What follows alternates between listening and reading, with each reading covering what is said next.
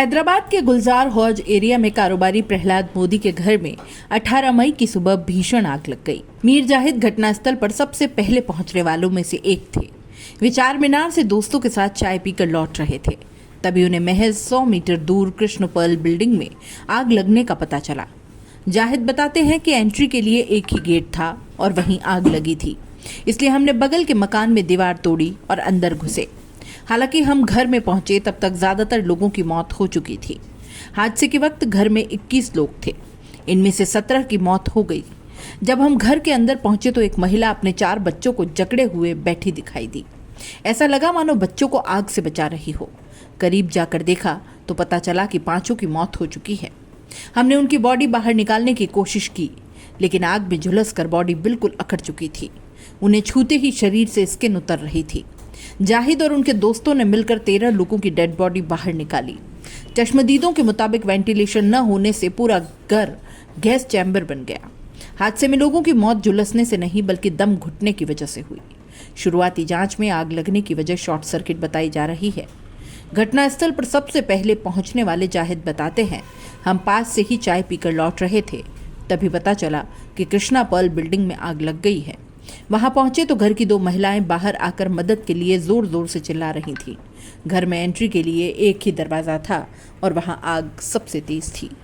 हमने पहले अंदर घुसने के लिए आसपास की दुकानों और मकानों से रास्ता खोजा। कोई जगह न मिलने पर बगल के मकान की दीवार तोड़ी, तब हम घर के अंदर दाखिल हो पाए। ये सब करने में हमें करीब 45 मिनट का वक्त लग गया। घर के अंदर धुआं ही धुआं भर गया। जाहिद बताते हैं कि जब हम बिल्डिंग की पहली मंजिल पर पहुंचे तो फर्श पर बैठी एक महिला ने बच्चों को अपने हाथों में जकड़ा हुआ था। उनमें 2 लड़कियां, एक लड़का और एक छोटा बच्चा था। वो शायद बच्चों को आग की लपटों से बचाने की कोशिश कर रही थी। उसके हाथ में फ़ोन था जिसकी टॉर्च भी जल रही थी। हमने उन्हें उठाने की कोशिश की तो वो इतना झुलस चुके थे कि स्किन हाथ में आ गई।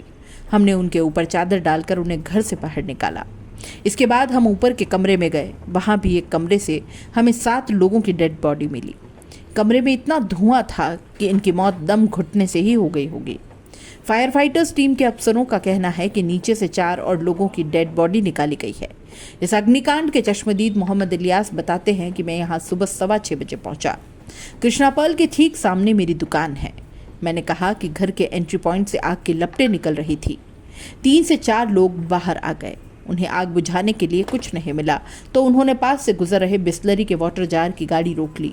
घर में ज़्यादातर लकड़ी का सामान था, इसलिए आग फैलती ही चली गई। आग पर काबू पाना मुश्किल हो गया। 5 से 10 मिनट बाद ही फायर ब्रिगेड की गाड़ी आ गई, लेकिन सकरे रास्ते की वजह से अंदर पहुंचने में देर लगी। फायर ब्रिगेड की टीम ने घायलों को पहले पास के प्राइवेट हॉस्पिटल में एडमिट करवाया। वहाँ डेथ कन्फर्म होने के बाद उन्हें उस्मानिया हॉस्पिटल में शिफ्ट किया गया। मरने वाले 17 लोगों में ज़्यादातर रिश्तेदार थे। इसके अलावा घर में काम करने वाले नौकर भी थे। आग लगने की वजह शॉर्ट सर्किट हो सकती है। घर का गेट छोटा था, वेंटिलेशन की व्यवस्था भी ठीक नहीं थी। एक ही एग्जिट था, शटर आमतौर पर बंद रहता था, इसलिए हादसा इतना भयानक हो गया।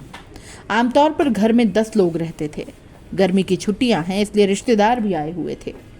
बच्चे बाहर पढ़ते थे, वो भी छुट्टियों में घर आ गए। बच्चों ने शनिवार को रात भर मस्ती की। किसे पता था कि सुबह होते ही सब कुछ खत्म हो जाएगा।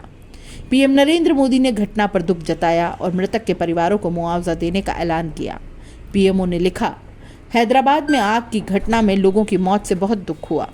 जिन लोगों ने अपनों को खोया है उन्हें संवेदनाएं। घायलों के जल्दी ठीक होने की कामना करता हूँ। प्रधानमंत्री राहत कोष से मरने वालों के परिवार को 2-2 लाख रुपए और घायलों को 50-50 हज़ार रुपए की मदद दी जाएगी।